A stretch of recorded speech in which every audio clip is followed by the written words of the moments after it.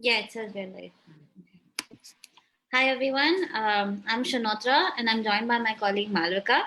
Today we're going to be discussing the law on annulment of marriages. To get right to it, I'd like to start by telling you what annulment actually is and how is it different from divorce. So basically, annulment is canceling a marriage as if the marriage never happened in the first place, and divorce is ending an existing marriage. Now, opting for annulment means opting for a legal process that declares your marriage invalid from the very beginning. Now, as an important thing to know here is that it's not an either or option available to parties who or to a marriage who are looking to end their marriage. There are only certain circumstances under which a marriage can be cancelled or annulled. Malvika will discuss those in detail in a bit. But before we get into that, you need to understand what annulment is and how it actually works. Now, annulments are granted where marriages are either void or voidable. Now, how do you know if your marriage is void or voidable? Different religions have different rules on how or under what circumstances would a marriage be declared invalid or void or voidable. For example, in Muslim law, void marriages are have a process called batil, and for voidable marriages, there is a process called fasid. But the basic thing to know here is that if a marriage violates any provisions of law, be it under personal law or civil law, it can be declared as an invalid or a void marriage.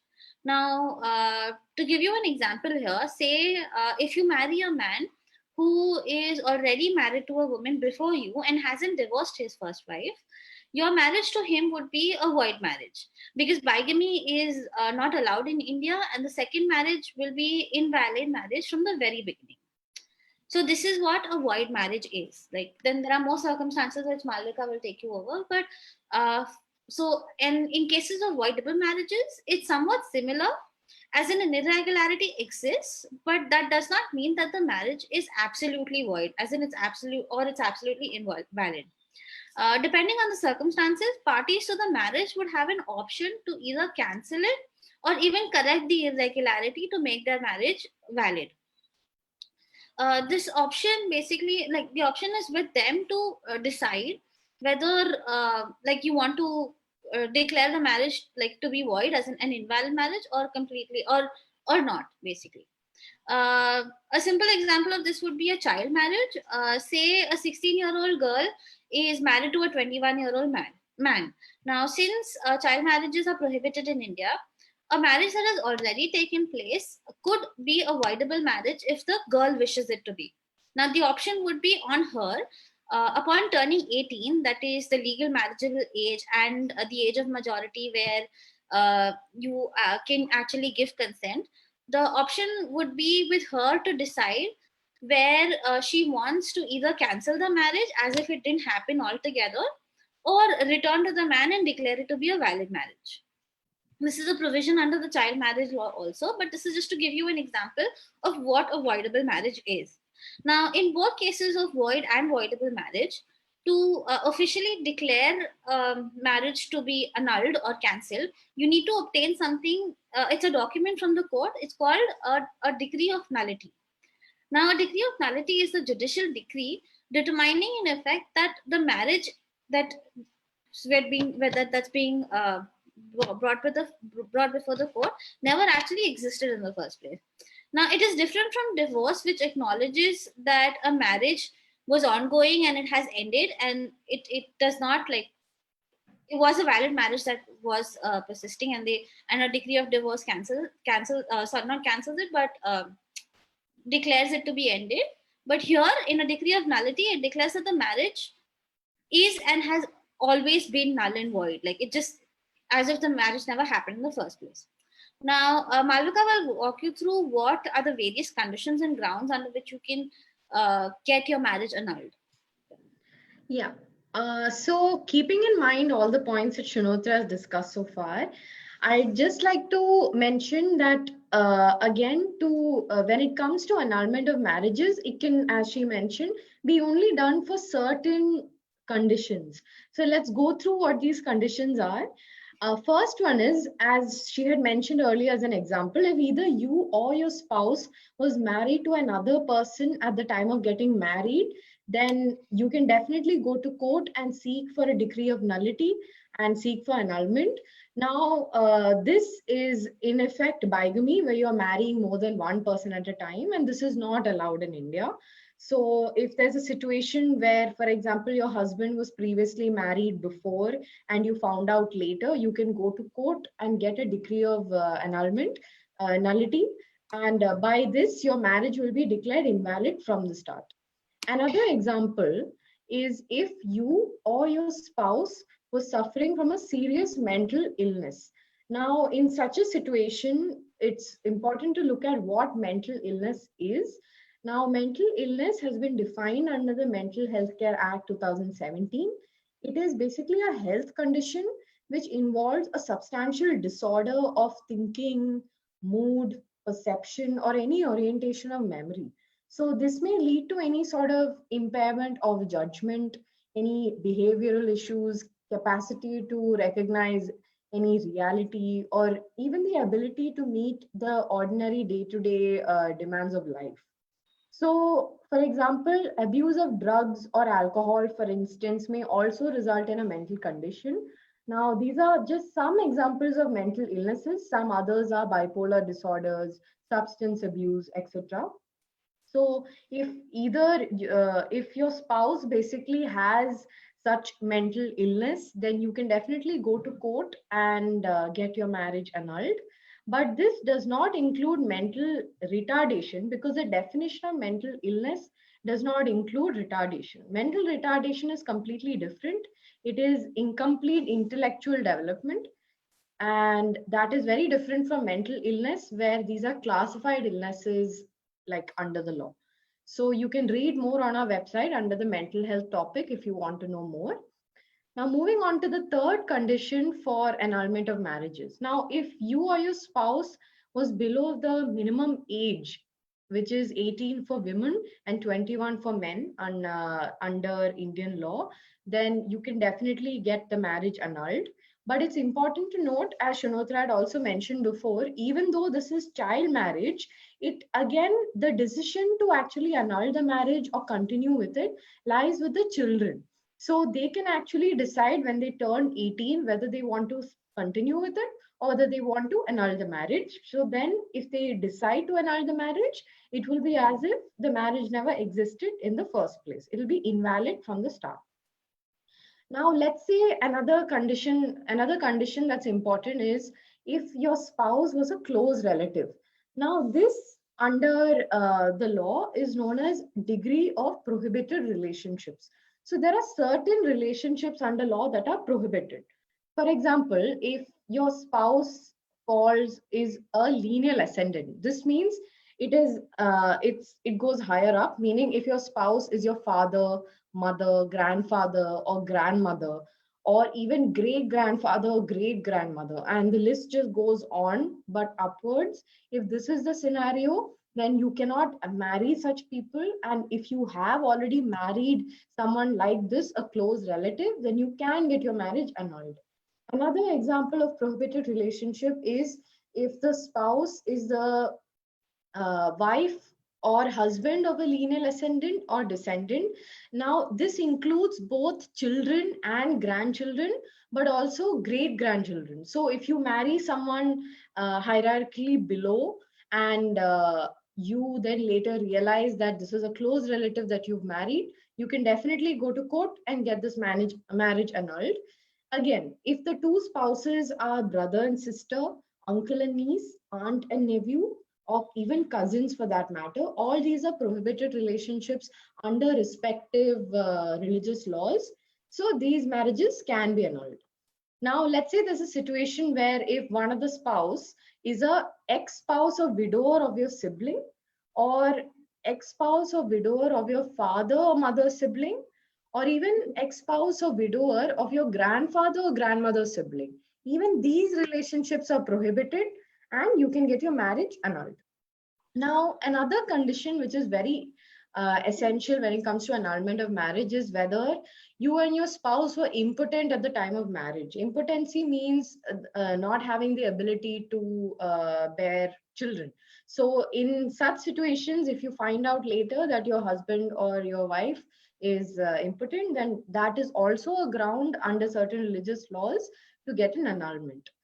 Now, if the marriage is not consummated, that means you have not had sexual intercourse within the marriage for a period of time. There have been several case laws that have discussed that this is also a ground to make the marriage, to get the marriage annulled in the first place, because consummation of marriage under law is essential when it comes to declaring whether a marriage is valid or not.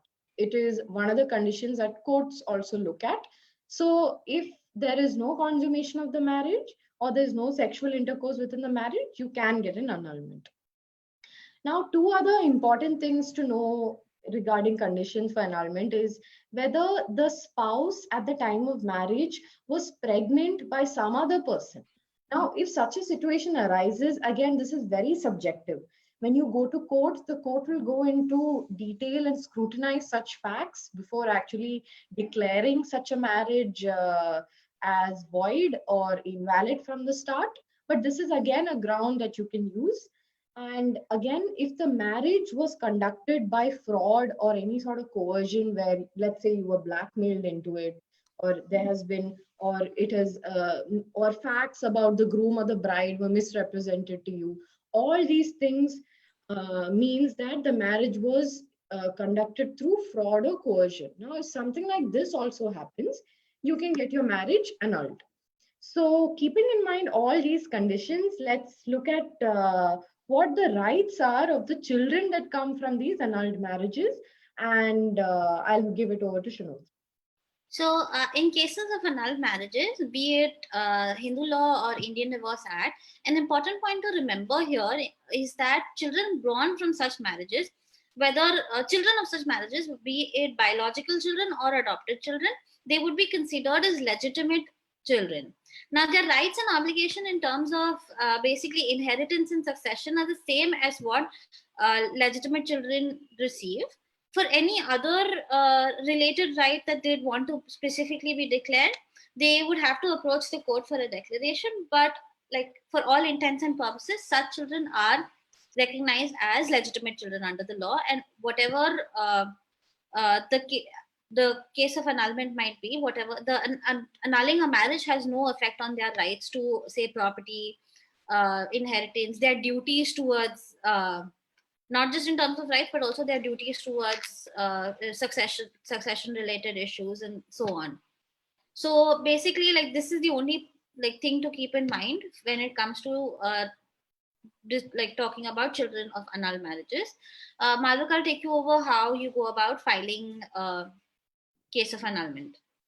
Now, again, if you want to file a case for annulment, you will need to take the help of a lawyer and go to the district court or the family court. Now, regarding the jurisdiction, meaning where do you actually go, there are certain conditions that are given under the religious laws. For example, under Hindu law, definitely you can go to the district court where in the area where the marriage was solemnized, or where either of the spouses, meaning you or your husband, reside, wherever you guys reside, or thirdly, where either you or your husband last resided, even that is a place where you can go and file a court complaint. Then, let's say if the wife is the petitioner, that means the one filing the case, then the place where she was residing when she filed the case is the jurisdiction of the court.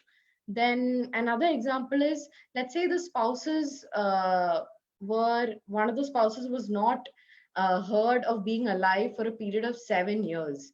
In such situations also, I would like to point out that this is also a condition for getting an annulment.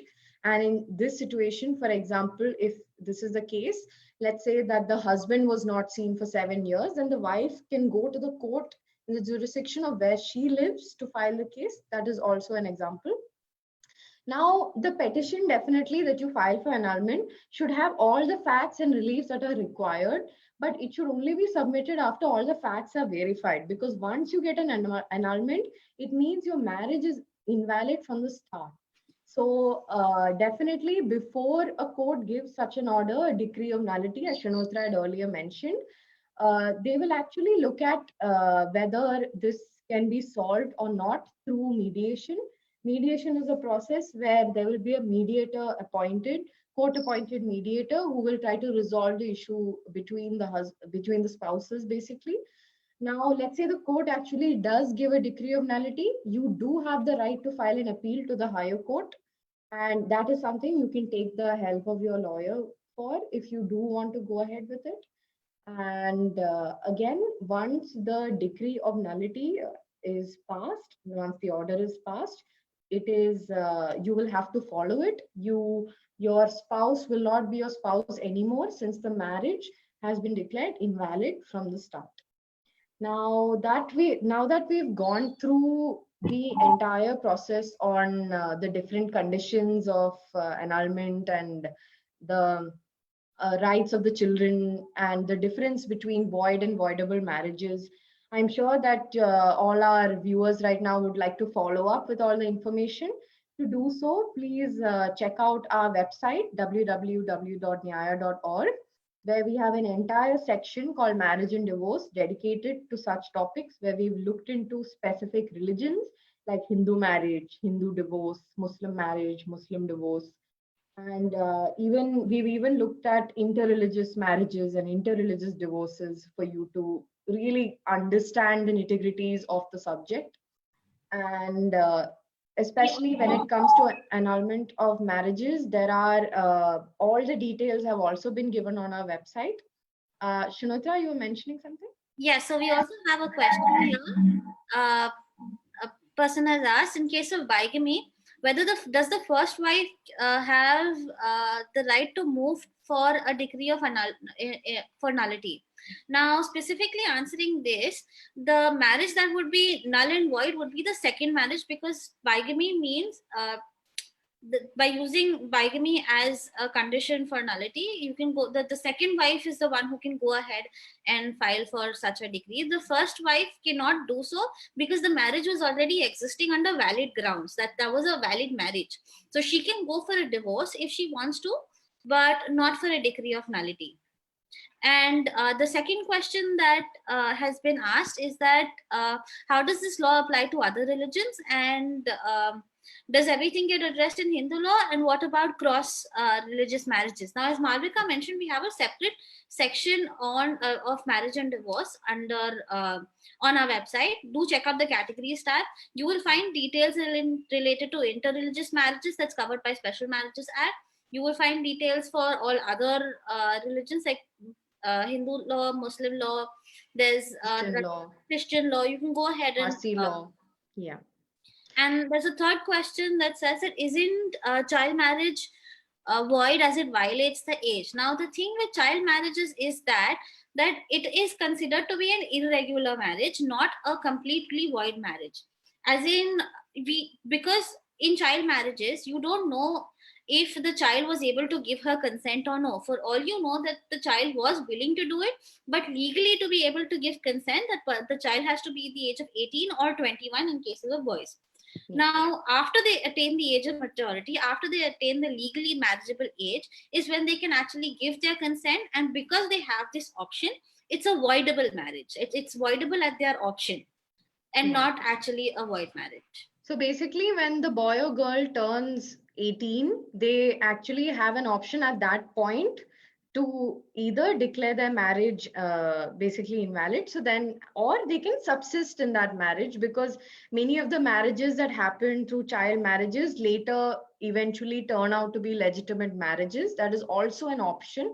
The law basically provides for such an option. And keeping in mind all the conditions that I had mentioned right now, these are the general conditions which are applicable to most of the religions. For more details on specific religions, please visit our website. We've given it all in detail. And please leave more comments if you have. We also have a Ask Nyaya tab. where you can definitely leave your question and we will be addressing it. Thank you. I hope you had a good session. Bye-bye.